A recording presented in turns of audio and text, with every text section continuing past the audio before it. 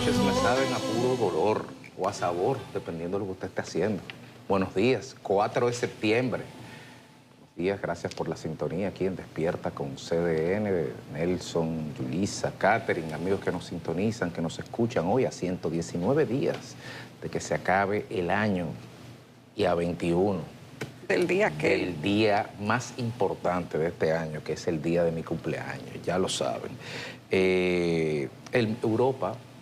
Europa Occidental, pues amanece un poco turbada con una triste noticia que te involucra el descarrilamiento del funicular de la Gloria en Lisboa, donde un funicular muy tradicional que lleva desde el casco del centro a Barrio Alto, subiendo por una pendiente, se descarriló los 2 vagones, 17 muertos y 20 heridos, podríamos afirmar casi todos turistas, porque es una maquinaria muy utilizada por los turistas y es parte del entretenimiento de la ciudad.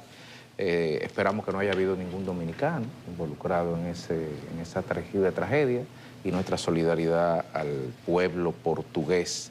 En el día de ayer, Estados Unidos, todos los días siempre tenemos que comenzar diciendo en el día de ayer Estados Unidos o en el día de ayer Donald Trump. Desde enero estamos con esa dinámica, así que perdón por la cacofonía.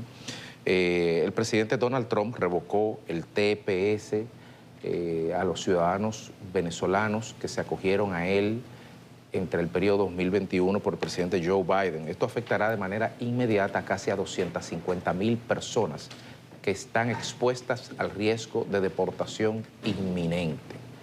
Veremos, porque es parte de la recurrencia en este tipo de noticias, lo que pasará ahora en los tribunales con esta medida, las medidas cautelares que se tomarán a nivel local o a nivel federal, o los recursos, pero la medida está puesta, como también fue puesto sobre la mesa, tanto por el presidente Donald Trump, diciendo que no tolerará más agresiones importaciones de narcóticos a los Estados Unidos por parte de narcotraficantes y que no tolerará el tema, la política y lo que ha sido Venezuela hasta este momento en esa materia.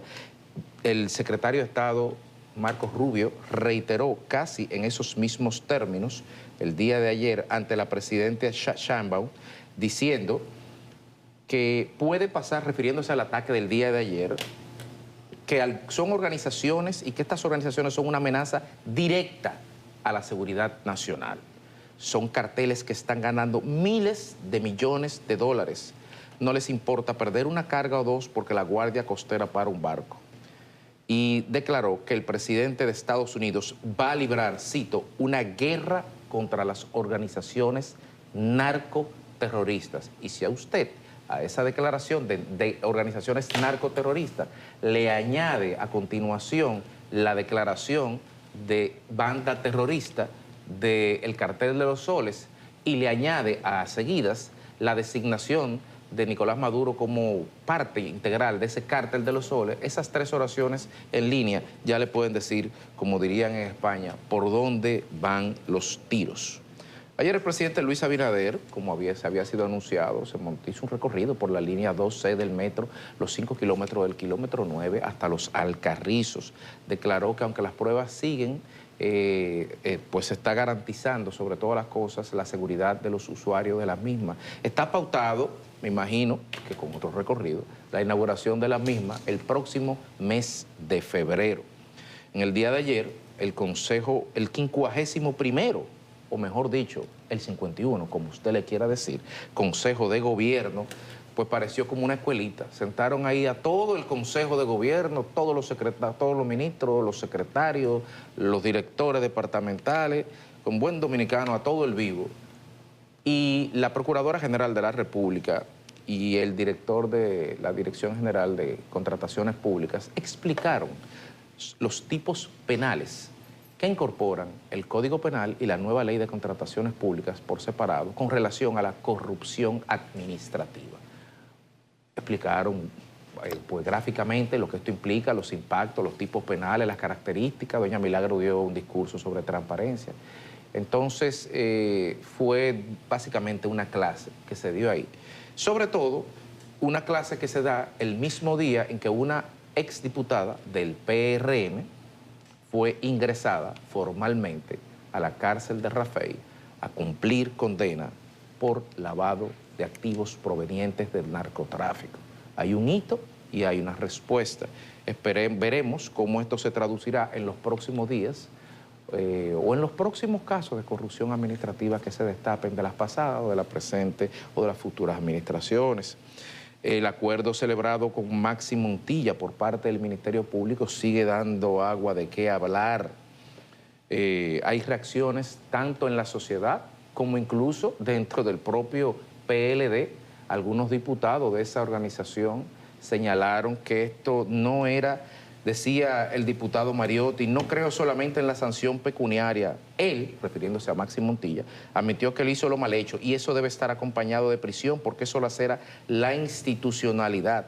De su lado, Gustavo Sánchez dijo que estas personas deberían pedirle perdón al país y que esas personas no están en el PLD, que Danilo Medina fue un objeto de un abuso. Bueno, pero fue el cuñado que abusó de él. Caramba, y presuntamente, porque no hay sentencia, tampoco, el hermano. Pero bueno, así está el PLD con relación a eso, reaccionando. La sociedad no ha acogido, por lo que se puede intuir en las redes sociales, en los comentarios, con beneplácito este acuerdo, como estábamos señalando el día de ayer. También ayer ocurrió la audiencia sobre la violación del caso de Villa González, donde estos 6 mamíferos presuntamente vinculados a la agresión sexual de la joven, que nos reservamos el nombre para no revictimizarla o victimizarla de nuevo. Esa sentencia fue reenviada para el 12 de septiembre.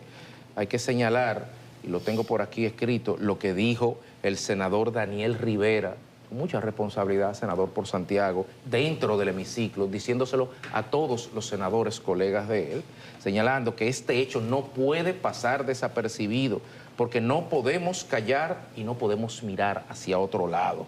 Estamos hablando de un crimen abominable que lacera a toda la sociedad. Muy bien dicho por el senador Daniel Rivera y muy bien dicho también por Servio Tulio Castaño, Castaño Humán, director ejecutivo de la Finus, que en el día de ayer ponderó, incluso haciendo la salvedad de que en ocasiones anteriores se había mostrado contrario a la medida, de que se debería debatir el tema de la castración química con relación a hechos abominables como esta naturaleza.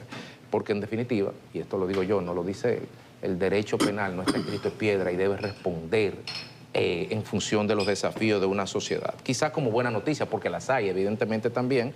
El oro subió ayer a $3.622 la onza Troy. Y usted dirá, ¿cuál es la buena noticia si aquí del 2020 al 2024 no se hizo nada en materia de mejora de la minería en la República Dominicana? Bueno, la buena noticia es que en el presupuesto nacional el oro está cuadrado a $2.500.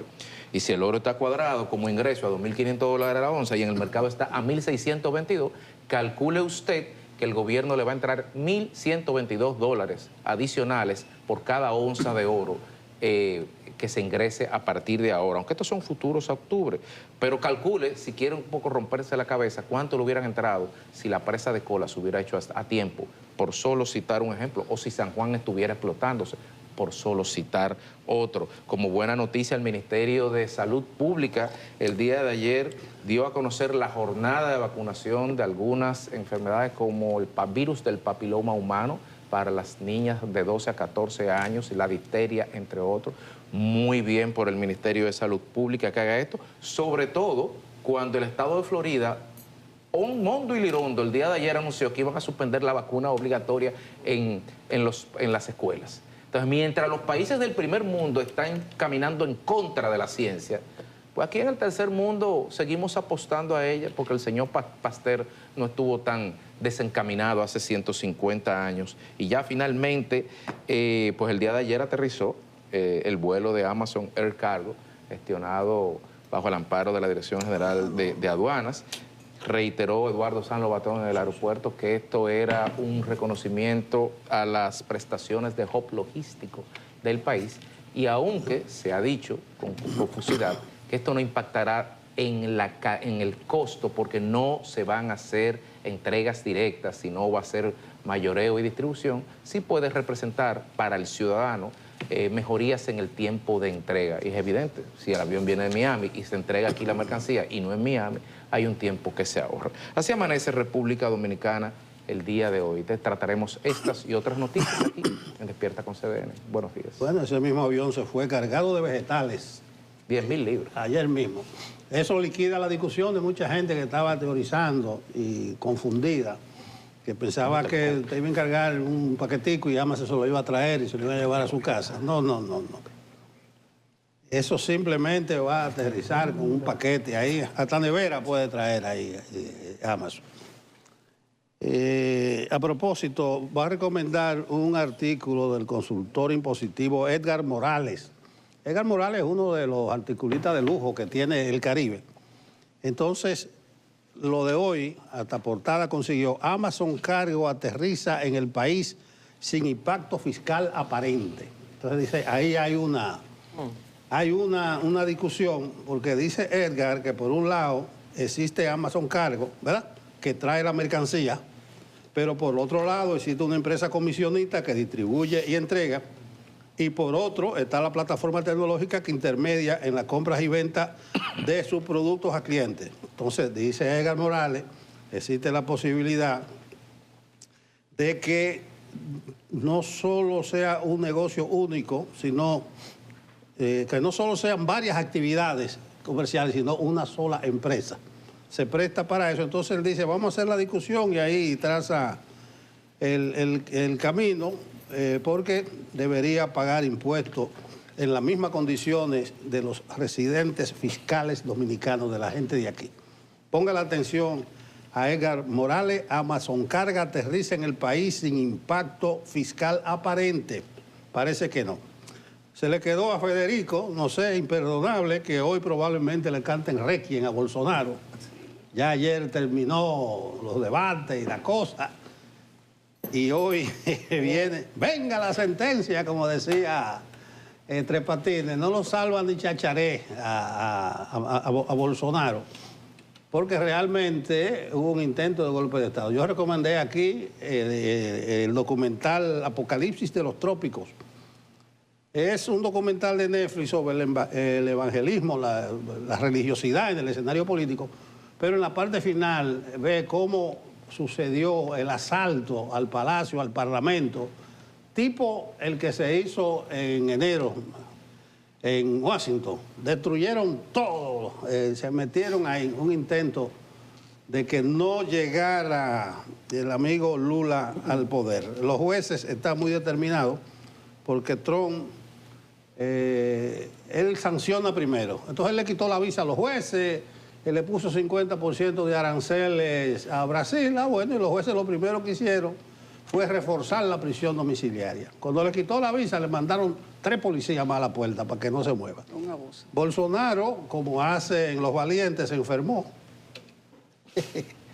y no estuvo presente en el juicio. Lo otro, lo de Trump y el TPS, Federico, con amigos como Trump, Venezuela no necesita enemigos. Yo creo que los venezolanos de buena fe no pueden seguir tragándose el lucio. Es una palabrita que le gusta mucho a Yulisa. El lucio es un pez de agua dulce. Sí. Entonces, tragando el lucio, ¿cómo es que entonces me va a poner en riesgo inmediatamente a más de 200.000 venezolanos que entraron en el programa en el 21, el 22? ¿Y qué amistad es eso? Yo estoy siguiendo con preocupación al amigo Marcos Rubio. Yo creo que él no está haciendo su trabajo. Y si lo está haciendo muy mal. Por un lado, oye, Catherine, al cartel de los soles lo han declarado organización terrorista solo Paraguay, Ecuador, Argentina y República Dominicana. Ayer el Congreso de Perú, el Congreso lo declaró organización terrorista, y los amigos de Guyana, que están contando los votos todavía, parece que se va a reelegir el actual presidente Irfan Ali. Ellos tienen la dificultad porque son 750.000 gente que vota, pero votan como en 2.700 mesas, y cada mesa tiene como 80 o 90 gente. No hay una mesa que tenga 280, entonces están contando mucho. Pero lo que decía de Guyana es que ellos expresan preocupación y la necesidad de fortalecer y la cooperación internacional para etcétera, etcétera. Pero cuando digo es que el papel de Marco Rubio es lograr que la mayoría de países se alineen en esa declaratoria. Por eso ayer yo expresaba preocupación por el asunto de la cumbre de las Américas. El desdén que está exhibiendo Marco Rubio no es de un canciller. Eso que él decía, Federico, que no vale la pena interceptar, sino hundirlo. Le han cogido con la yola esta que hundieron, con sacarle tratados internacionales, legislación a Estados Unidos, y lo han puesto a la defensiva. Entonces, con ese discurso no se llega lejos. Yo creo que le han dado cancha a Marco Rubio, él está bien dolido porque a J.D. Vance lo pusieron en la línea de sucesión, que coge fuerza. Ustedes vieron ahí los mozos ahí apoyando a J.D. Vance. Dejó su partido y lo va a apoyar. Pero de modo, en definitiva no está claro, Catherine, el final de este caramuza de Venezuela, porque invasión directa, eso no puede haber, eso se descarta. Y si van a liquidar a algún líder, tienen que hilar muy fino. Ustedes recuerdan que Chávez, en los últimos estertores, fue y volvió a Cuba, porque estaba el dilema de quién iba a ser el sucesor. Y los cubanos le dijeron, coge a Maduro, que es mucho más conservador y moderado que Diosdado. El más moderado de todo eso. Es que era el más moderado de todo. Entonces, imagínense, si quitan a Maduro, o lo van a liquidar a todos. Por eso hay que tener una estrategia clara. Los buenos días y reitero mi preocupación por el futuro de la Cumbre de las Américas. Estoy tentado en escribir de eso. Catherine Hernández, la menciona a ella no solo por Venezuela, sino porque hemos seguido de cerca y participamos en un evento en la Cancillería. Sobre la cumbre. La Cumbre de las Américas. Sí. Que Estados Unidos le va a tirar un jabón al sancocho. Eso lo veo yo clarito. Bueno, buenos días, Nelson. Buenos días, Yulisa. Buen día, Federico. A toda la audiencia de Despierta con CDN. En este día caluroso de septiembre, 4 de septiembre, la gente está realmente incómoda por los tapones. Ayer me enviaron videos de personas reclamando airadamente en las oficinas de Sur. Personas que ganan, señores, 10,000 pesos o 12,000 pesos y que pagaban una factura quizás de 1,000 pesos y que ahora entonces la factura le está llegando a los 2,300 pesos. Y la gente dice, ¿y cómo es que yo puedo vivir con esto cuando además los salarios están congelados? A nosotros no nos hacen incrementos desde hace mucho tiempo. Estamos recibiendo además tandas dolorosísimas y incomodísimas de apagones y al mismo tiempo entonces tenemos que pagar esto. Hay un malestar evidente y yo creo que a veces nos distraemos en analizar temas que son complejos pero que están ante la vista de todo el mundo. El asunto eléctrico en República Dominicana, nosotros hemos dicho evidentemente, no es un tema nuevo. Se habían tomado algunas decisiones, entre ellas darle luz a todo el mundo, pero que no todo el mundo pagara y no reducir las pérdidas, y ya sabemos el futuro que eso tuvo y que eso está dando. Pero hay otras cosas que se nos presentan así como una revelación para el que esté muy aturdido viendo otras cosas, pensando en pajaritos preñados, si lo quieren llamar de esa manera. Miren, Yulisa compartía esta mañana y yo creo que hay que darle el crédito al señor Guillermo Pérez del periódico Listín Diario. Si Kelvin nos pone la imagen, porque yo creo que de eso no nos va a dar tiempo de hablar después, podemos ver la invitación a este magno evento de invitación y sobre todo esta invitación de inauguración de, ¿cómo es que se llama? El Drink Sinaloa. A lo mejor nosotros le hacemos un poquito de cuña. Sin querer. Sin querer. Pero a los que les gusta este muchacho que se llama Químico Ultra Mega y que una de sus canciones se llama Bellaca Putona, perdón los niños, pues entonces ahí lo tienen, sí. Y yo me puse a ver qué interesante puede tener Químico Ultra Mega.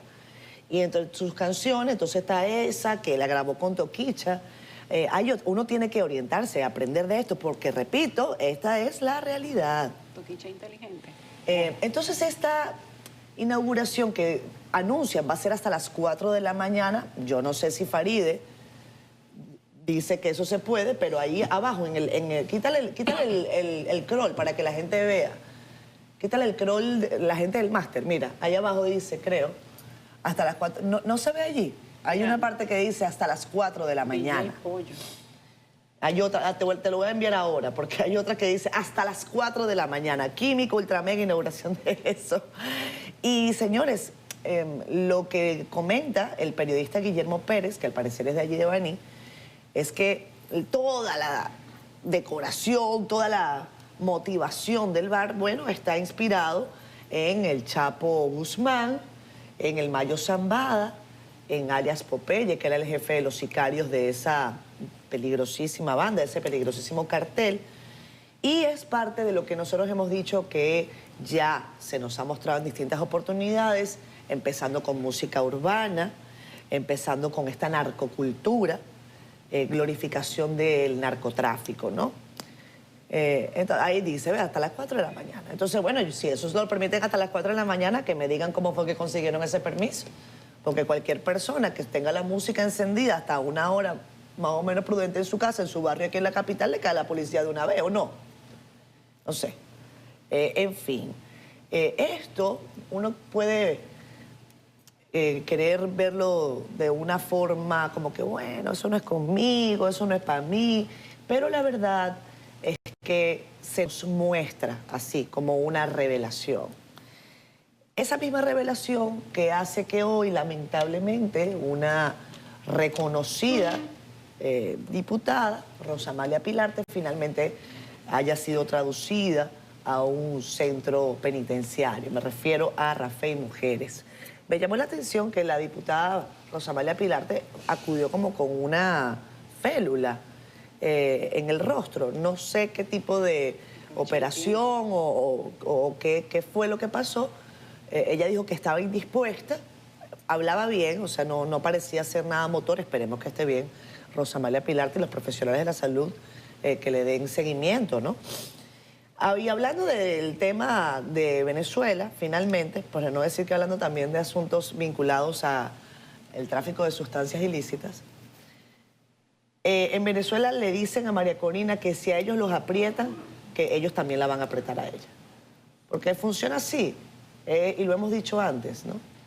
Soltamos a algunos, pero metemos presos a otros. Es una puerta giratoria en virtud de los intereses de un gobierno que hace tiempo dejó de ser legítimo. Nosotros podemos querer sentarlos en las mesas y sentarlos en las cumbres, en ánimos del diálogo, a propósito de lo que decía Nelson. Y sí, esos escenarios son para el diálogo, pero se supone que el diálogo debe darse entre iguales. Pienso yo. Porque para algo hay que tener en el camino, sino como para qué. ¿Cómo usted se va a sentar a hablar de democracia con una gente que se robó unas elecciones? Más o menos. ¿Cómo usted se va a sentar a hablar de desarrollo cuando en Venezuela, por ejemplo, el aparato productivo entero se ha quebrado adrede? Porque han aplicado la lógica máxima y suprema del socialismo. Y esto no tiene que ver con derecha e izquierda, a propósito de una conversación muy interesante que tuve ayer con Nelson. Esto tiene que ver con el principio fundamental de los que hacen lo siguiente: te asfixian y te hacen pobre, te parten una pierna para después darte una muleta y que tú tengas que agradecerles. Eso es el socialismo. Póngale el apellido que usted quiera. Te ponen a pasar hambre, a juro, para que cuando te estén dando una migaja, tú le digas gracias por alimentarme a mí y a mi familia. Ese es el socialismo. Y usted póngale el apellido que usted quiera. Eso en términos de desarrollo productivo. De democracia ya pues ni hablemos. Y por supuesto tampoco lo que tiene que ver con temas de lucha contra la criminalidad, narcotráfico, etcétera. Nada, buen día, Yulisa, buen día a toda la audiencia de Despierta con CDN. Qué gusto saludarlos temprano también. Buen día, Catherine, buen día, compañeros. Pues son las 7:28 de la mañana, a modo breve, solamente para aportar a lo que ya ustedes han dicho como balance de información para el día de hoy. Ya la gente está haciendo cacerolazos por los apagones. En Santo Domingo Norte llevan 2 días dándole a las cantinas y a los sartenes con las cucharas para que las EDES les hagan caso. Hay que ver cuál es la diferencia entre el tema de los apagones y el tema de la ineficiencia de las EDES. No por la distribución, sino porque hay muchas fases dañadas y estructuras, troncos de algunos residenciales completos que no están necesariamente vinculados a los apagones, sino a la falta de seguimiento, de supervisión y de gerencia de algunas de las EDES. pero pareciera que todo esto ahora se está mezclando. Ojalá que las autoridades encuentren, miren, eso fue anoche, antes de anoche también, la gente empezó a hacer la música popular, porque a eso se le dice música popular, cuando la gente hace sonidos, algunas veces bonitos, con los instrumentos que tienen en casa. Y esto es lo que ha pasado. Resulta que en Santo Domingo Norte hay varios residenciales que tienen temas técnicos. Han llamado a su distribuidora de electricidad, han ido, pero el trabajo que le han hecho es chapucero. Y estos residenciales entonces tienen 2 días sin luz. Imagínense ustedes cómo se maneja esto. Hay uno de ellos que nos han dado el dato de que le mandan la luz por 1 hora y luego el resto del día no le mandan la luz. ¿Cómo no quieren las EDES que la gente se revoltee y empiece no a tocarle la cantina? Le pueden tocar hasta otra cosa. Y ojalá que lo atiendan, porque después de los cacerolazos viene la quema de goma, la tira de piedra y la molestia con un escalón todavía más elevado. Si esto no tiene que ver con las interrupciones programadas, que es como se llama ahora a los apagones, es el nuevo nombre protocolar, entonces, ¿de qué manera quieren que la gente reaccione? La gente está desesperada por el tema de la energía, de la electricidad. Y si cuando pudieran tener luz, entonces tienen una avería 2 días y no se la resuelven, me parece que las EDES están tentando la capacidad de paciencia que pueden tener los ciudadanos. Y en Santo Domingo Norte ya empezaron a sacar sus sartenes y sus cucharones. Y ojalá que no le den una noche más de apagones. Decían ustedes, compañeros, que el cartel de los soles, bueno, pues está teniendo, digamos que su tiempo de fama. Parece que no van a ser 5 minutos, sino que van a ser varios meses o años con la política que está llevando Estados Unidos, a la que se están adhiriendo algunos otros países. Decía Nelson ahorita que el Congreso de Perú acaba de declarar al Cartel de los Soles como una organización terrorista. No va a pasar poco quizás para que esto llegue a otros funcionarios importantes de ese país, pero ya dieron el primer paso. Marcos Rubio, que es el jefe de la diplomacia de ese país, luego del presidente, del sheriff del planeta, que es Donald Trump, pues ayer estuvo en México y hoy va camino a Ecuador, se va a reunir allí con el presidente de Ecuador y probablemente después de la salida de Marcos Rubio, pues se den algunas declaraciones similares. Ya Ecuador había dicho que el Cartel de los Soles también es una organización terrorista y por ahí se van sumando otros países y se amplía la capacidad de extensión del cerco que podría tener Venezuela. Tal como decía Nelson ahorita, esto tal vez no implique una intervención física, todavía no lo sabemos, es muy pronto. Lo que sí tiene es una presión psicológica, económica y bélica importante. Y no sabemos todavía cuál es la capacidad de resistencia que tengan los gobernantes de facto que tiene ese país suramericano. Decía el señor de Con el Mazo Dando que no van a salir sanitos los de la oposición que están apoyando a Estados Unidos. Y es una pena porque él no dice en ningún momento que ellos no son el Cartel de los Soles. Él lo que dice es que si a ellos, dice textualmente, diciéndoselo a María Corina, como decía Catherine hace un momento, si Estados Unidos intensifica su ofensiva antidroga en el Caribe, el régimen va a responder con represalias. Palabras textuales. Si a nosotros nos aprietan, nosotros la apretamos. En ningún momento dijo el señor Diosdado Cabello, yo no soy el representante de los soles, yo no soy un narcotraficante. Simplemente, si Washington intensifica su política antidrogas en el Caribe, el régimen responderá con represalias.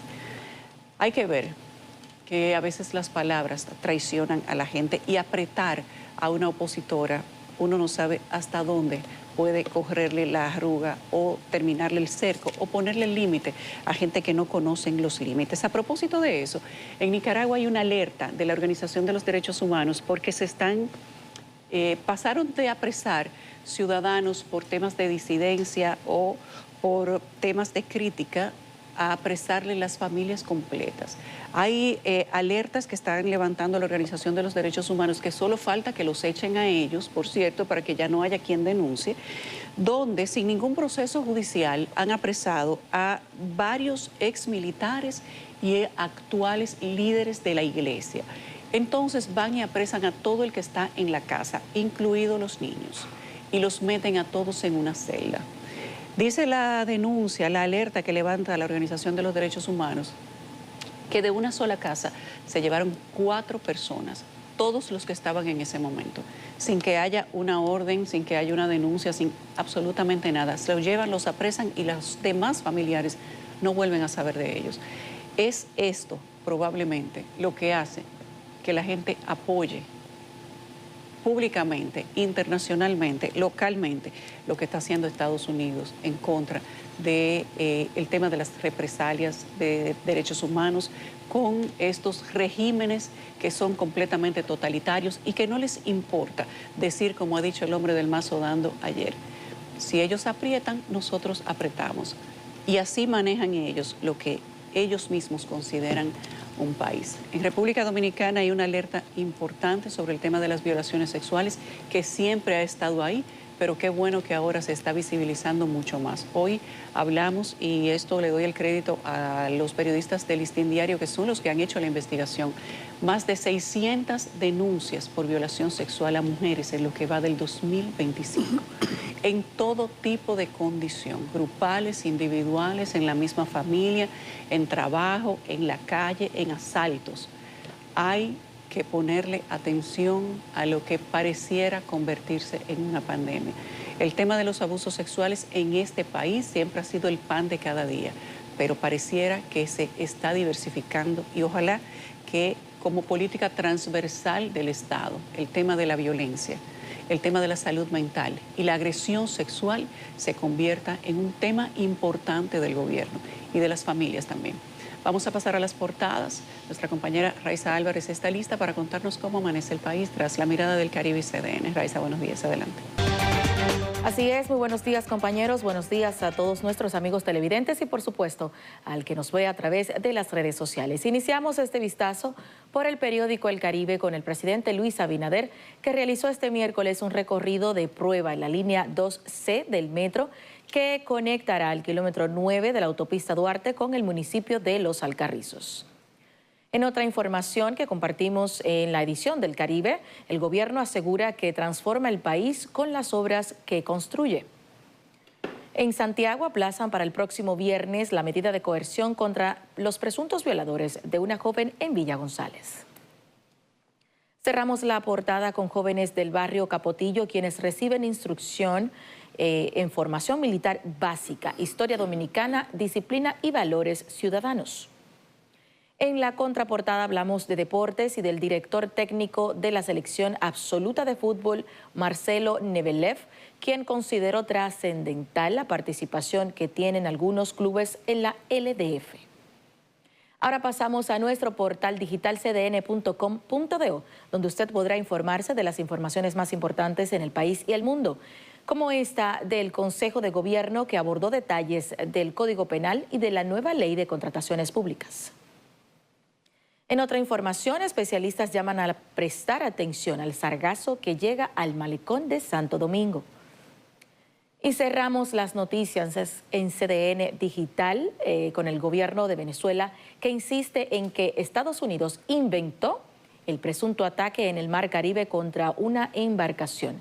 Así que les invitamos a que visite nuestro portal cdn.com.do y además adquiera un ejemplar del periódico El Caribe para que esté enterado de estas y otras informaciones en todo momento. Es todo de mi parte, les invitamos a que continúen en sintonía con Despierta. Bien, vamos al boletín de meteorología con Jim Suriel. El encabezado dice temperaturas sofocantes. Jim, adelante. Muchísimas gracias, muy buenos días. Nuestra atención está puesta en el Atlántico, ya que avanza la temporada ciclónica 2025. Y a propósito, estamos vigilando atentamente la evolución y trayectoria de este sistema atmosférico. Es la onda tropical número 34 que se mueve hacia el oeste-noroeste a 25 kilómetros por hora.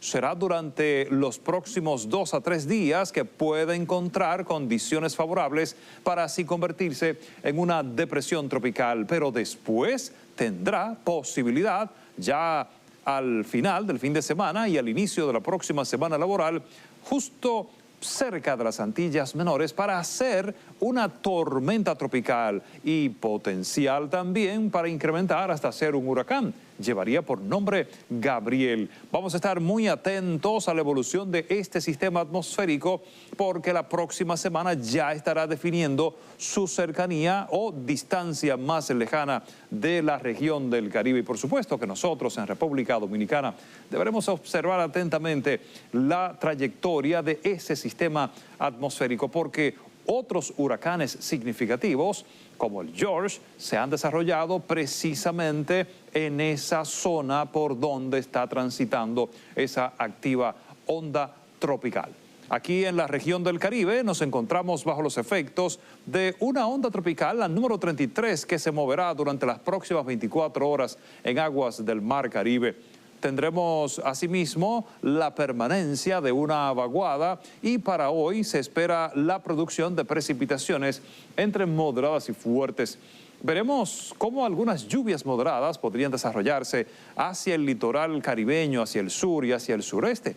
Pero ya después del mediodía y en el transcurso de la tarde, tanto la vaguada como el tránsito de la onda tropical estarán activando los aguaceros más significativos hacia la región del Cibao con descargas eléctricas y no se descartan algunas ráfagas de viento con algunas granizadas. Estos fenómenos atmosféricos seguirán durante las próximas 24 horas incidiendo en nuestra región y también se agregan las temperaturas muy calurosas en nuestro panorama meteorológico. Estas han sido las informaciones meteorológicas. Muchas gracias, Gisuriel. Atento al clima en estos días. 7:46 minutos de la mañana. Regresamos con más y los leemos rapidito en Facebook Live. Ahí tenemos a mucha gente conectada que queremos. Y también hay mucha gente que queremos que no se conecta, pero que aprovechamos y le mandamos saludos. Ahí está saludándonos Inés Contreras.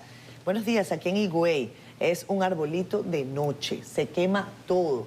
Se refiere, por supuesto, Inés, a lo que mencionábamos al principio, al tema de los apagones. Gracias, Inés.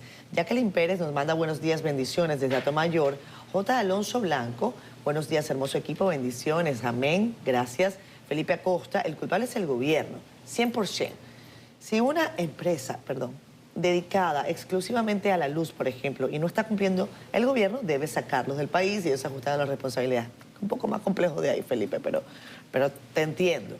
Josie Martínez dice, Catherine, Dios les bendiga, muy buenos días a todos, amén. Desde las 7:30 hasta la 1 de la mañana se fue la energía, esto no se aguanta más.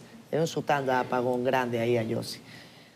Bueno, a ver, está también conectado Felipe Acosta. O sea que él está afirmando que ellos son los responsables porque están amenazando con represalias. Creo que se refiere al tema de Diosdado Cabello, claro, evidentemente. Sí, es que allá no hay vergüenza. No hay producto ahí. Felipe, ahí no hay ninguna intención de colocarle una máscara a lo que hace mucho tiempo se desenmascaró, que es que ellos no tienen ningún respeto ni por la democracia, ni por la institucionalidad, ni tampoco por la vida, ni por los derechos humanos. Eso está clarísimo.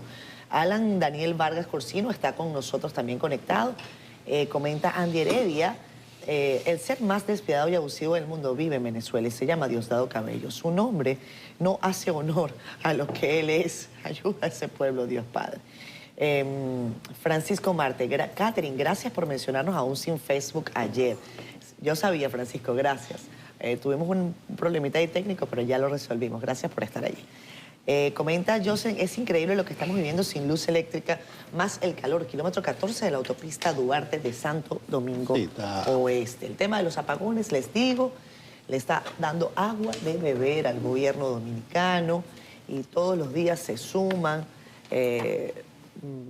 más demanda, el calor sigue subiendo, así que entendemos que estamos en fecha de récord de demanda en el país, pero la respuesta que podría cambiar eso, el gobierno la muestra ya en diciembre, cuando quizás entre en 400 megas. Yo digo quizás, porque hay cosas que ustedes saben, yo no tengo ni que decirles que el tema de que se reagenda las inauguraciones o las puestas en operación son ya también una constante. Son las 7:49 minutos de la mañana. Federico nos amplía también con otras informaciones, Fede. Así es, porque el día de ayer el presidente Luis Abinader realizó un recorrido, el cual calificó como exitoso durante la prueba dinámica de la línea 2C del Metro de Santo Domingo. Yanela Pimentel nos tiene los detalles. La línea 2C del Metro de Santo Domingo comienza en la estación María Montés, en el kilómetro 9 de la autopista Duarte, hasta la terminal de Los Alcarrizos. La obra, según se explicó, permitirá a los usuarios ahorrar hasta un 60% del tiempo de desplazamiento, así como dinero y esfuerzo en los traslados, y beneficiará a más de 1 millón de habitantes de Santo Domingo Oeste y Los Alcarrizos. En febrero del próximo año ya pueda tener la apertura al público. Durante todo este tiempo estarán las pruebas del lugar, de tal manera de tener, como se han hecho en otras ocasiones, un servicio completamente seguro y confiable para bien de toda la población. Este miércoles el presidente Luis Abinader realizó el recorrido por las estaciones que se llamarán Pedro Martínez, Franklin Mieses Burgos, 27 de febrero, Freddy Gatón Arce y Pablo Adón Guzmán. Esta prueba dinámica fue calificada como exitosa por el jefe de Estado, quien realizó una parada breve en cada una de estas terminales. Y si bien se habla de que, y se refiere como el metro de Los Alcarrizos, ciertamente llega a Los Alcarrizos, también a Pantoja y a Palmarejo, pero también, y está aquí Francisco Peña, es parte de Santo Domingo Oeste, que es muy importante. A la fecha la obra se encuentra en etapa de terminación, trabajándose la impermeabilización de estructuras, pintura, paisajismo y detalles en las estaciones. Esta nueva línea de transporte será entregada en febrero de 2026, según se explicó. Yanela Pimentel, CDN. Completamente y seguro, dijo el presidente que será esta línea 2C del metro. Es bueno que se haya hecho esto, aunque se había anunciado con tiempo, porque en las últimas semanas, a nivel de comentarios, incluso de redes sociales y de algunos políticos, pues esta obra de infraestructura por parte del gobierno, más allá de su dilación, había sido puesta en entredicho en función de las prestaciones o seguridad de la misma. Y al margen de los cuestionamientos naturales que se hacen de la perspectiva de cuestionar a un gobierno, que es legítimo, es bueno que se aclare al más alto nivel que las obras y todos los aditamentos tecnológicos que la misma conlleva garantizarán condiciones de seguridad para los usuarios. Este tipo de soluciones son las que se necesitan. Lo de no doblar a la izquierda en la Kennedy, o lo de no doblar a la izquierda en 2 o 3 intersecciones, la López de Vega y no sé qué, y las otras calles, pues son parches para resolver el verdadero problema del tránsito en la República Dominicana, que solo se puede lograr de esta forma, con transporte colectivo, con transporte masivo, con transporte permanente para los ciudadanos. Así que esperemos que en febrero podamos montarnos todo ahí. Te dijo febrero 26, creo. Sí. Estaba chequeando aquí, es lunes, víspera de la rendición de cuentas. Tal vez debió hacer como hizo, fue Leonel, ¿verdad? Una rendición de cuentas de ahí mismito.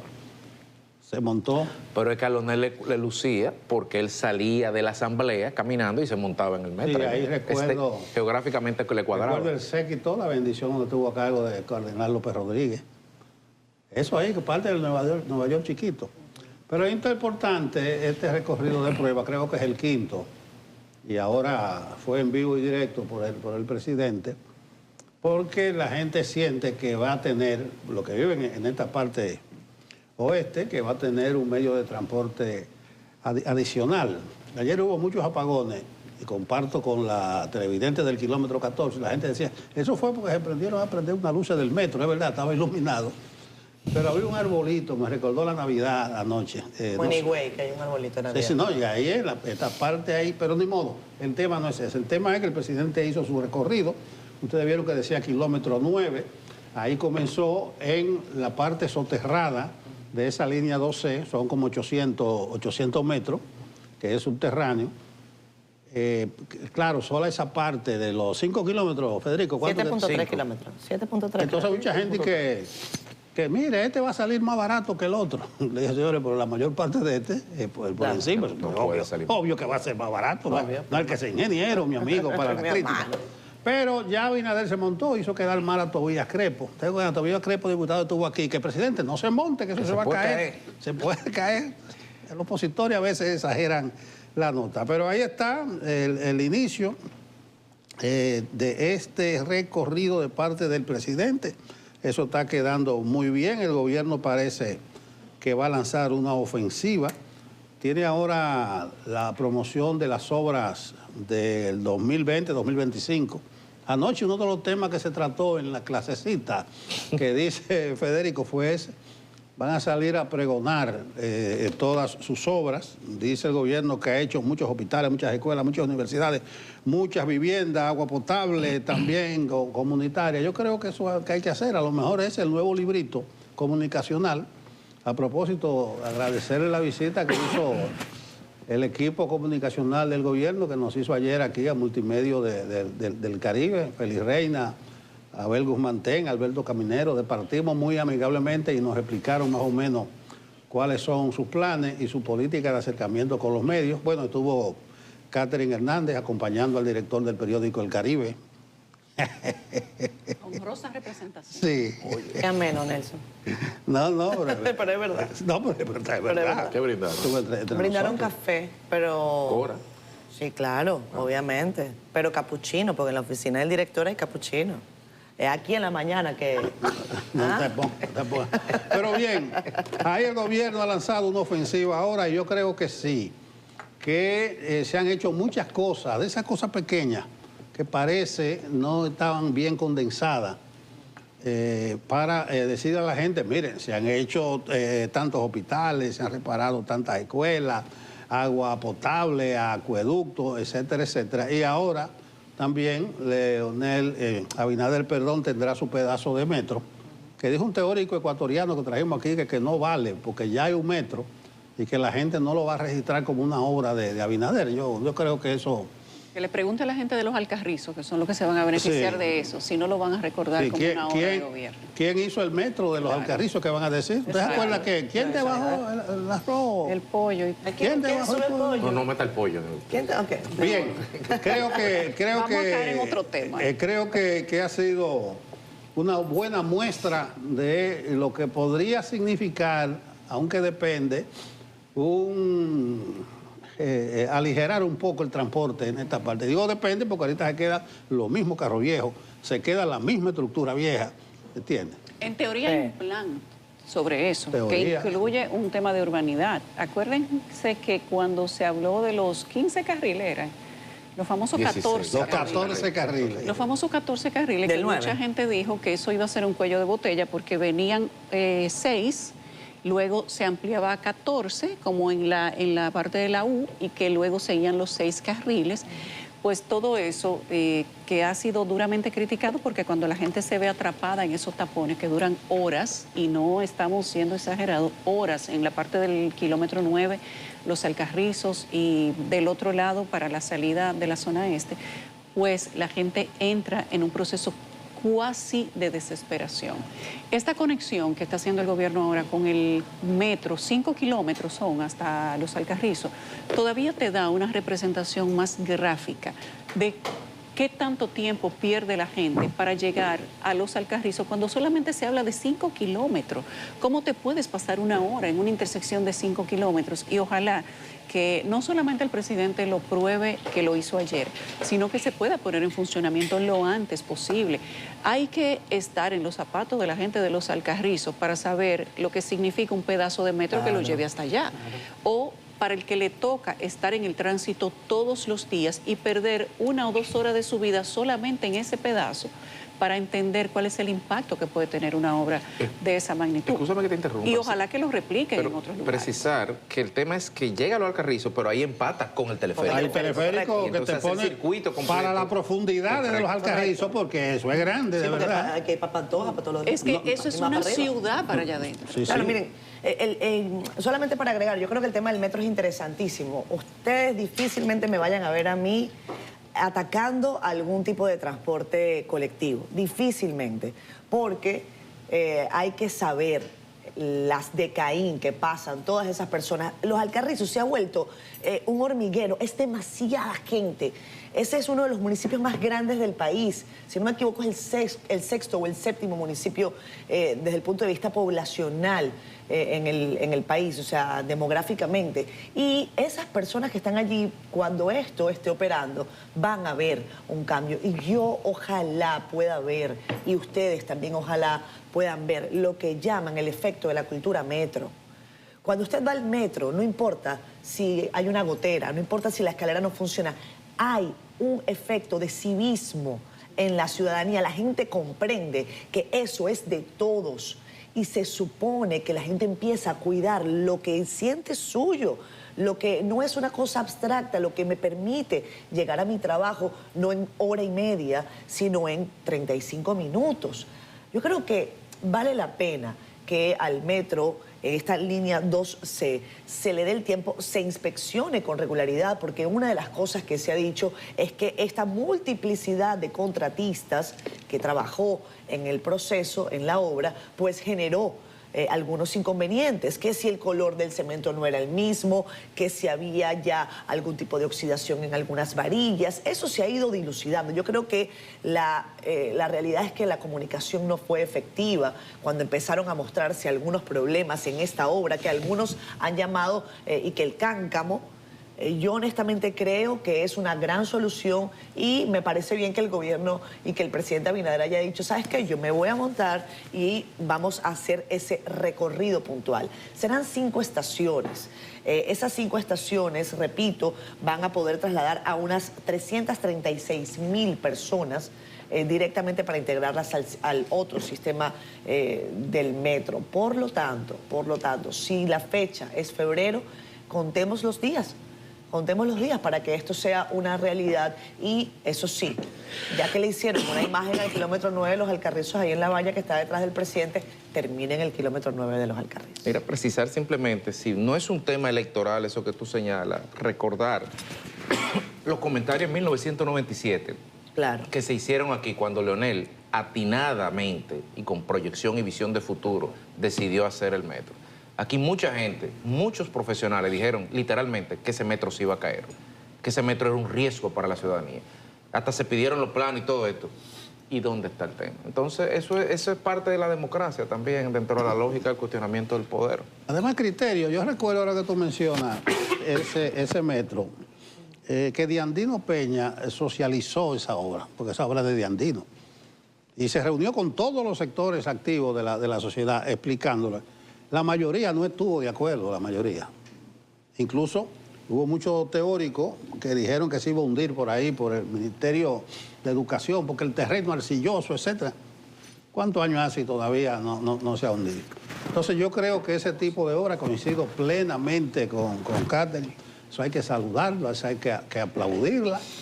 Y se llame Metro de Abinader o como usted quiera, pero eso es un aporte al problema del tránsito, que quizás si se empalma con la idea inicial del kilómetro 9, pudiera funcionar, porque el 9 no ha funcionado. O sea, a mí me llevaba 40 minutos para llegar a mi casa, me sigue llevando 40 minutos claro, y hasta 45. No. El kilómetro 9 sigue siendo un infierno, no solamente porque no está finiquitada la obra, sino que parece que la concepción, como tú decías... Todavía no está afinada, le falta. No, pero además que uno pasa por ahí parece que uno está en Gaza. O sea, un desastre. O sea, es un desastre. O sea, el tema... Uno está ahí y se siente mal. Porque ves como que todo es cascarado.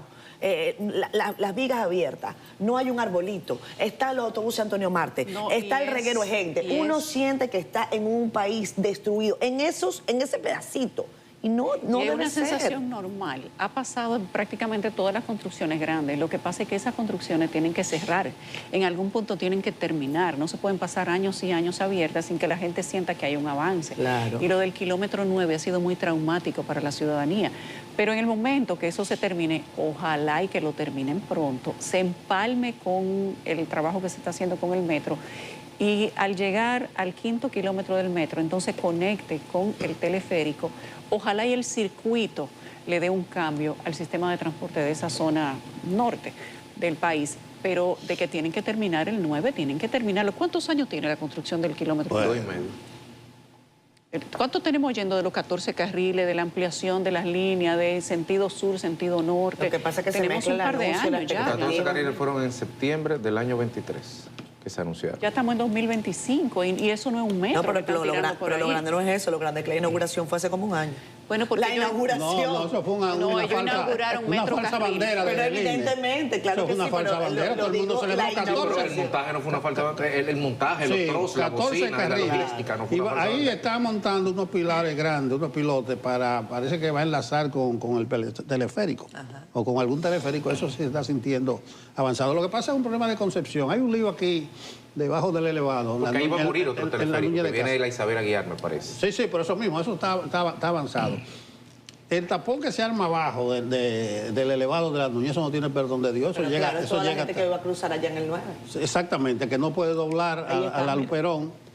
Pero Y es- ahí, como dicen allá, paisito. Sí, bueno, Mira, pero ni modo. Yo sí que me alegro que ya quitaron toda la parada de guagua. Yo pensaba que no iban a haber capacidad para mover a Uvieres, no sé qué acuerdo, pero... Mira, ¿y en qué está el vivero ese nacional que financiamos todos con nuestro presupuesto? Que le pongan un par de maticas a eso. Qué Ay, vivero. que Que vete acabe los con el pedazos negocio de la venta de palmas reales. Deberían acabar con ese negocio porque se supone que nosotros pagamos, está en nuestro presupuesto. Señores, un pero vivero una buena, nacional. espérese, están en serie los semáforos de la Lincoln. Ah. Pero en serie.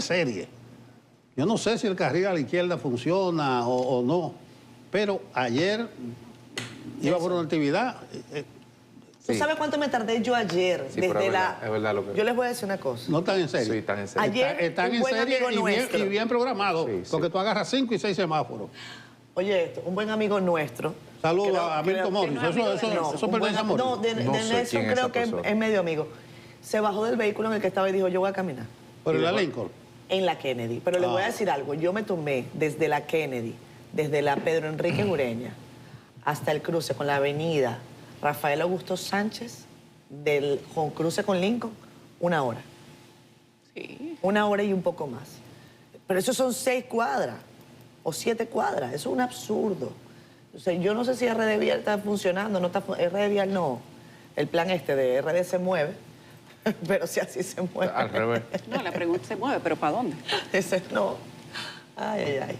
Vamos a una pausa, señores. Tenemos al regreso a la doctora Emma Guzmán, que es la presidenta del Patronato de la Lucha contra la Lepra, que ha vuelto a ser tema en República Dominicana. Ya venimos. Son las 8:16 de la mañana. A propósito de la lepra en República Dominicana, hemos querido hoy invitar a la doctora Emma Guzmán de Cruz, presidenta del Patronato de Lucha contra la Lepra, y al doctor Juan Periche, director del Programa Nacional contra la Lepra del Instituto Dermatológico Dominicano y Cirugía de Piel, doctor Humberto Bogar, justamente para hablar de que septiembre ha sido designado como el mes de la lepra, y aunque la gente no le pone mucha atención a eso, sepa que la lepra convive con nosotros, ha convivido desde siempre, ¿verdad, doctora? Pero la buena noticia es que ellos le van a decir que ya no hay que aislar a la gente en ningún lugar porque la lepra se cura. Buenos días, doctores. Qué bueno que pudieron venir. Buenos días, gracias por la invitación. Estamos aquí para que el paciente sepa que sí hay cura y que estamos prestos a ayudarlo. Primero que sí hay lepra. Que sí hay lepra, que sí hay lepra en República Dominicana y que este año hicimos 36 diagnósticos de lepra y que en la actualidad tenemos 188 pacientes en Incluyendo esos tratamiento. 36. Incluyendo esos 36. Se pega la lepra, doctora. Se contagia. pega, Sí. se pega. Y es bueno decirle que el periodo de incubación de la enfermedad es largo, que no es una enfermedad de un contagio corto, o sea, no es como la tuberculosis, que usted está cerca de un tuberculoso y rápidamente puede contagiarse. No, usted puede tener un periodo de años conviviendo con un paciente con lepra y no se va a contagiar. O sea, no pueden tener ese temor de que usted se vaya a un carro público Claro. y vaya a tener un contagio inmediatamente. Si usted ve una mancha, como decía el anuncio, que no siente ni frío ni calor, puede ser lepra. La lepra es la gran simuladora. La lepra puede ser una mancha con un color disminuido de la piel normal. Esa mancha que no suda, se caracteriza porque no suda en la zona. Es una mancha que el paciente inconscientemente sospecha que algo anda mal y puede acudir al médico. Entonces, nosotros en el territorio nacional tenemos 8 unidades a nivel nacional que pueden acudir y de esa manera se le hace un diagnóstico preciso. Yo digo un diagnóstico preciso porque se le hacen estudios, se le hacen biopsia, se hace vaciloscopía, se investiga si de verdad es lepra. Porque ustedes saben, como le decía, es la gran simuladora. Puede que no sea lepra. Claro. Entonces tiene que tener un tratamiento adecuado. Incluso el doctor Periche, que es el encargado del programa de lepra a nivel nacional, el encargado de todos los auxiliares, que tenemos 43 auxiliares, que son los que se supervisan el tratamiento para estos pacientes, que eso ha sido el éxito del programa, que es un tratamiento supervisado. El paciente toma delante del supervisor el tratamiento, lo que ha garantizado la curación de estos pacientes. Cuéntenos, por favor, doctor Periche, de qué se trata el trabajo del programa, cuál es el espectro que se está haciendo. Yo quiero primero resaltar, darles los buenos días a todos los que nos están escuchando y agradecerles por ello. Quería resaltar que si bien, como decía la doctora Guzmán, en lo que va de este año tenemos 36 pacientes, eso fue a junio, ¿verdad? Ya estamos en septiembre, ya tenemos unos 10 o 12 pacientes más. Y que ese número, 36, 42 pacientes este año, parece como muy pequeño. Y yo quiero resaltar que hace muchos años, cuando nosotros empezamos, yo ni siquiera estaba ahí, el doctor Bogar empezó en el 74, fue el año con más pacientes, tuvimos 474 casos nuevos de lepra. Y el hecho de que tengamos ahora 36, 46 es por el esfuerzo que se ha hecho a lo largo de todos estos años. Es una enfermedad poco contagiosa, como decía la doctora. Eso quiere decir que tú tienes que convivir con alguien que la tiene, ¿verdad? Pero el microbio entra a tu cuerpo y si entra, porque es poco contagiosa, si lo logra, 5 de cada 100 personas que conviven con alguien de lepra se contagia, solo 5. Pero esas 5 personas tienen el microbio en su cuerpo por muchos años antes de empezar a tener síntomas.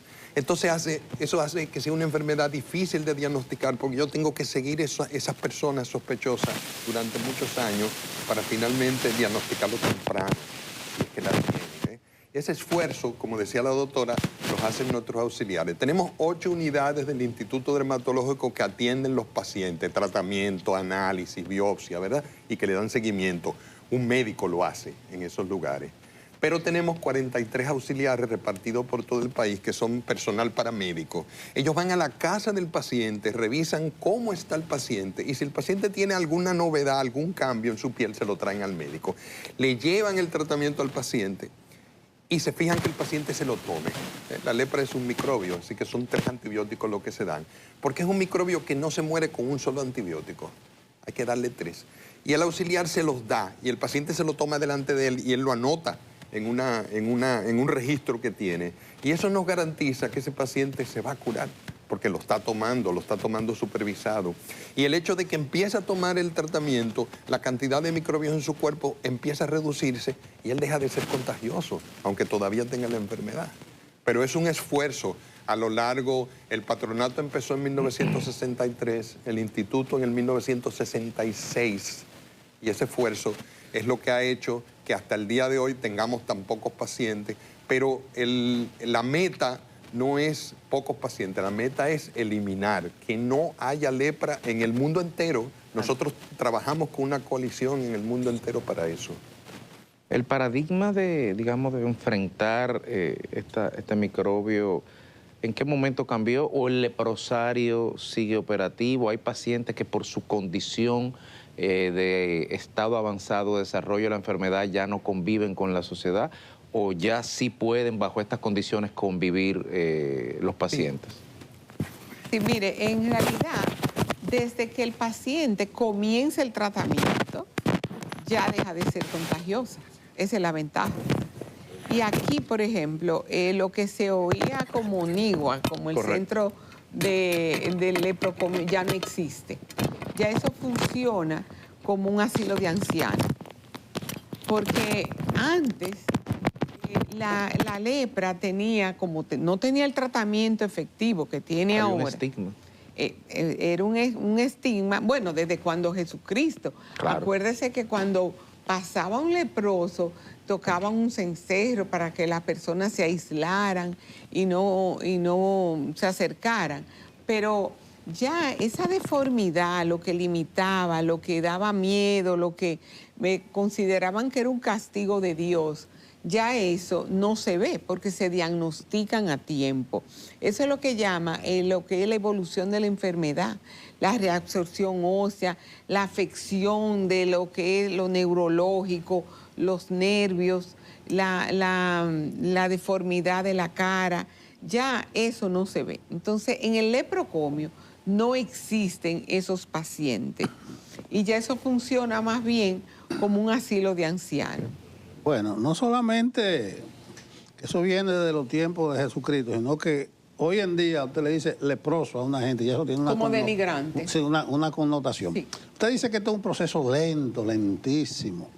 Entonces la detección temprana se hace más difícil. No sé si nada más es cuando usted tiene una manchita con insensibilidad. ¿Qué otro síntoma para uno tratar de imaginarse? Básicamente el diagnóstico se hace con la mancha. Y fíjese, el éxito del diagnóstico es que nosotros hacemos operativos médicos en diferentes comunidades. Si se localiza un paciente, se investiga esa comunidad. Es lo que llamamos búsqueda casa a casa. Se investiga esa comunidad completa y se localizan normalmente varias personas más en esa comunidad. Y es lo que permite hacer vamos a decir, un examen comunitario y detectar nuevos casos. ¿Es aleatorio eso? ¿Ustedes van a comunidades? Casi ¿O tienen siempre, un mapa? Casi siempre donde hay pacientes. Porque tenemos un mapa. Periche maneja mucho el mapa. Un epidemiólogo. Sí, un epidemiólogo. Y el epidemiólogo reparte en el mapa los lugares donde hay casos nuevos, donde hay más casos, y esos casos son blancos de buscar.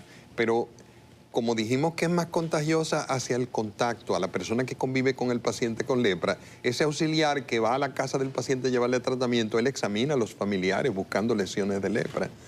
Y lo hace cada mes, o sea que a lo largo de años andamos buscando en los familiares de un contacto de lepra si tiene o no la lepra, porque debemos diagnosticarla lo más temprano posible. La lepra produce, como decíamos al principio, una mancha, y recalcamos tanto lo de la mancha porque es la lesión inicial, cuando todavía el paciente no tiene daños. Pero ese microbio puede entonces empezar a producir manchas grandes, rojas, con cáscara, puede producir pelotas, lo que llamamos nódulos en dermatología, se mete en los nervios y los daña. Entonces el paciente con lepra de muchos años con la enfermedad empieza a perder los dedos de las manos, los dedos de los pies, problemas con la visión, porque deja de sentir. Entonces si se quema, no lo siente. Si se corta, no lo siente. Entonces nosotros a diario usamos nuestras manos y tenemos gran sensibilidad en los dedos y podemos tocar cosas y sentimos.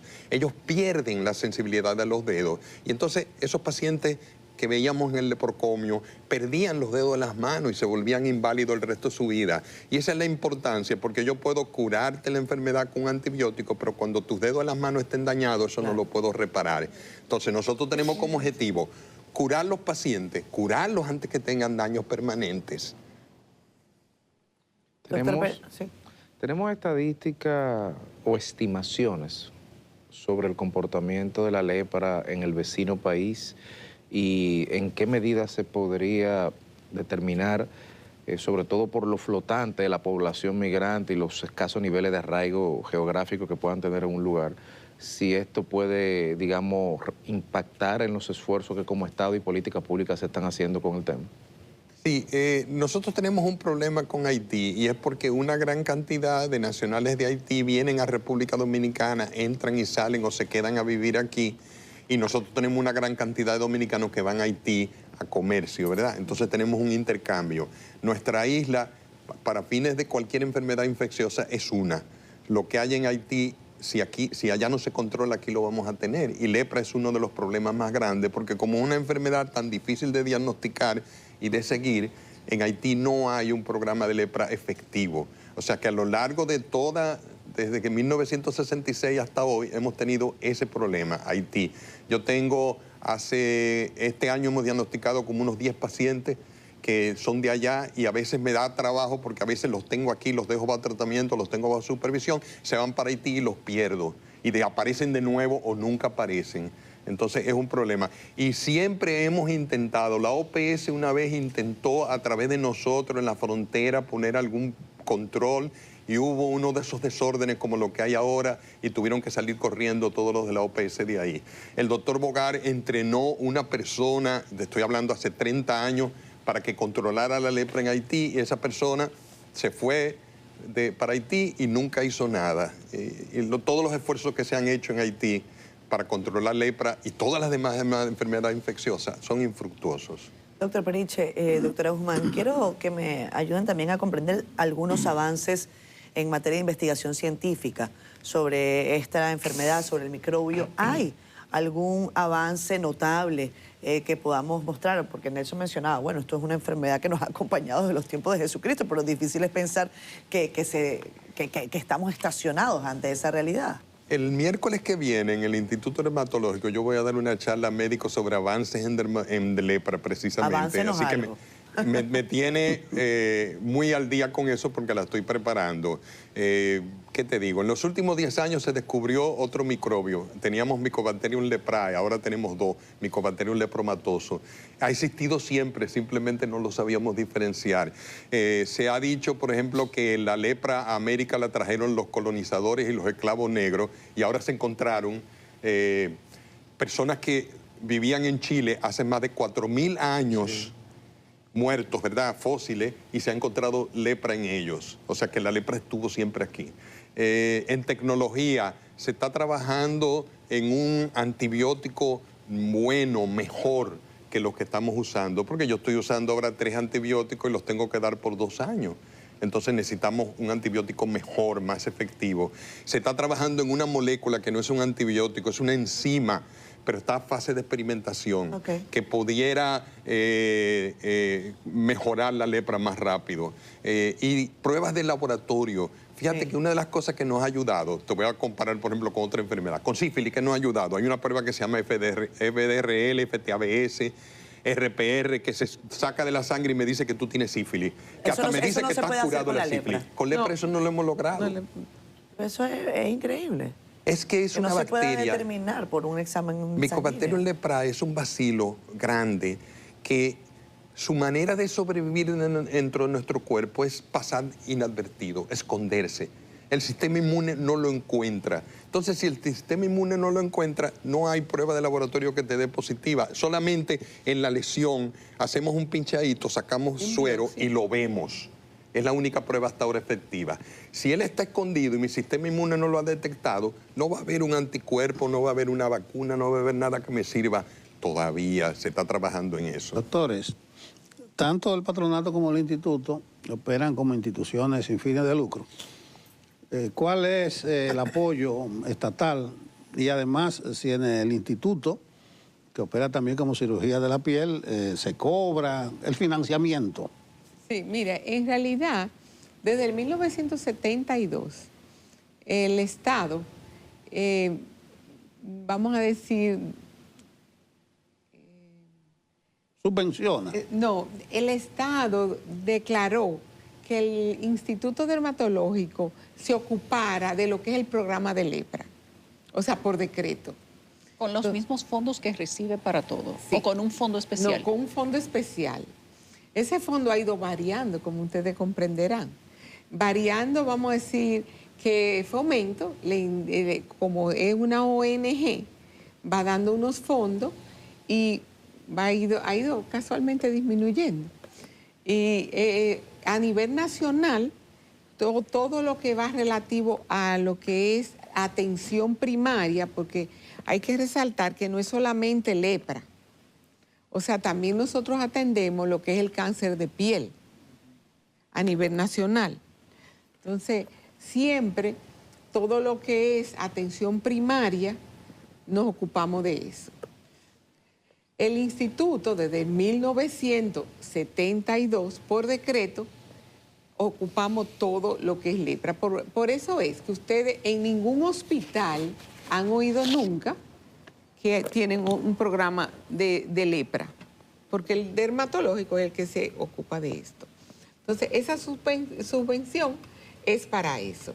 Pero claro, no es suficiente. Al ser una ONG, aunque es sin fines de lucro, a bajo precio, para poder uno sostenerse, tiene costo, unos costos económicos para los pacientes. Yo el otro día, nosotros tuvimos en unos medios de comunicación y le decíamos que diariamente vemos entre 15 y 20 pacientes de cáncer de piel, diario. Se sorprendieron y dijeron, pero consideramos que eran muchos. El martes yo estaba en consulta y le digo a la doctora que está de residente, le digo, vamos a contar hoy los casos de cáncer de piel. Y resultó que eran 17. ¿En un solo día? En un solo día.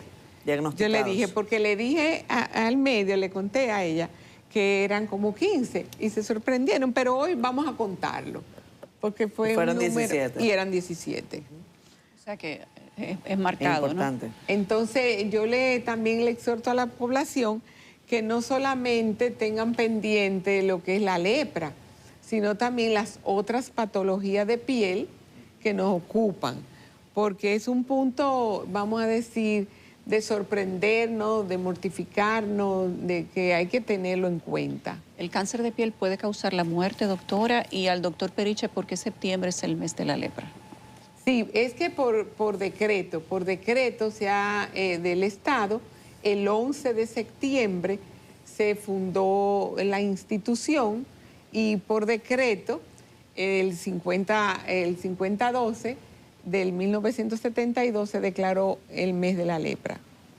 El cáncer de piel más frecuente, el vasocelular, destruye la piel, pero no da metástasis, no mata. Ahora, el segundo, el carcinoma espinocelular, da metástasis y si no se atiende a tiempo puede matar. Claro. Y el melanoma maligno, que es el menos frecuente, es horrible, o sea, produce metástasis, los lunares que se malignizan, es horrible. Mira, el doctor Bogar consiguió que por decreto, en septiembre, en los años 70, se declarara el mes de la lepra. Dos objetivos muy grandes tenemos para que septiembre sea declarado en República Dominicana el mes de la lepra. Para difundir que existe lepra, para crear conciencia de que nosotros estamos trabajando en eso, para crear conciencia sobre los mitos de la lepra. O sea, la lepra, como decía la doctora al principio, no es castigo de Dios, no es castigo de tus pecados. Claro. Es una enfermedad infectocontagiosa, como que te diera gripe.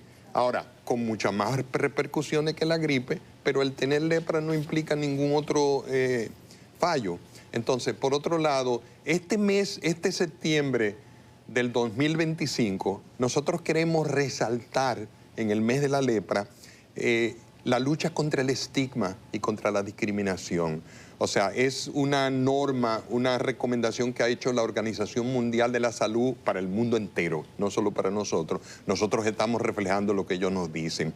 Uno de los problemas que tenemos es que el paciente con lepra se asusta, se esconde, se le discrimina, se le estigmatiza, se le elimina de la escuela, se botan los niños de la escuela y eso crea un problema muy grande. En República Dominicana no es tan grave eso, pero sigue existiendo ese estigma.